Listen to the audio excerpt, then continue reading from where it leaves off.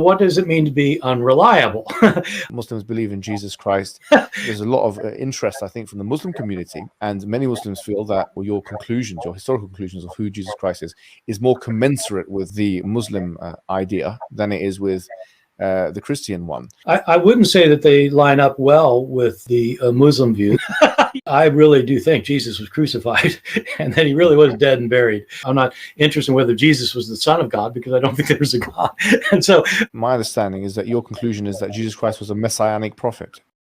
I think he thought that he was a son of God, in the sense that he was specially chosen by God. I think Jesus really did think he was going to be the Messiah, the future king of Israel. I mean, that is, after all, why they crucified him. I think that that's historically right. I think that all of these gospel authors, I think all of them think that in some sense, Jesus is God. If you think that the Bible cannot have any mistakes in it, if you're shown a mistake, then you just refuse to admit it's a mistake. You think either it can be reconciled in some way, or that there's something we just don't understand about it, or we have and in the Quran it's mentioned, if this book was from other than God, they would have found in it many contradictions. If a book is without contradictions, that has no bearing on whether it comes from God or not. I've had phone books that are inerrant, but I certainly don't think God gave them.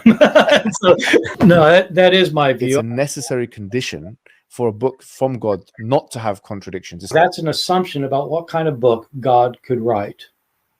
I know this is an important argument that apologists use for Islam. As somebody who is not either Christian or Muslim, it doesn't make sense to me for humans to say what God has to do.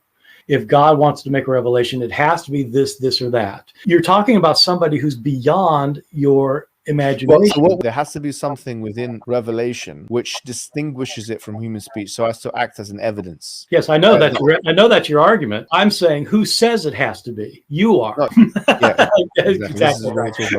Commercial break. Hello, Habibis. If you would like to support Christian Prince, please go to Patreon and show your support.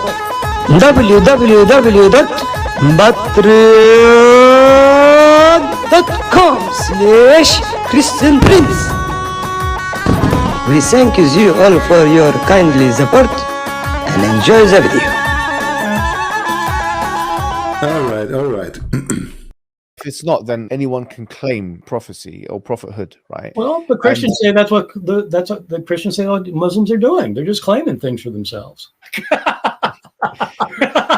No. In the past, prophets came with kind of visual miracles. The final prophet, we believe Prophet Muhammad, he came with something that can be analyzable in our times. If it's analyzable in a sense that you can distinguish it from human speech, and so this would be the argument that we would put forward. Yeah, no, I know, and I don't buy it. No. Suppose he did not call himself God. That would not mean he's not God. I don't call myself a pain in the neck, but doesn't mean I'm not a pain in the neck. No, maybe. And I don't buy it.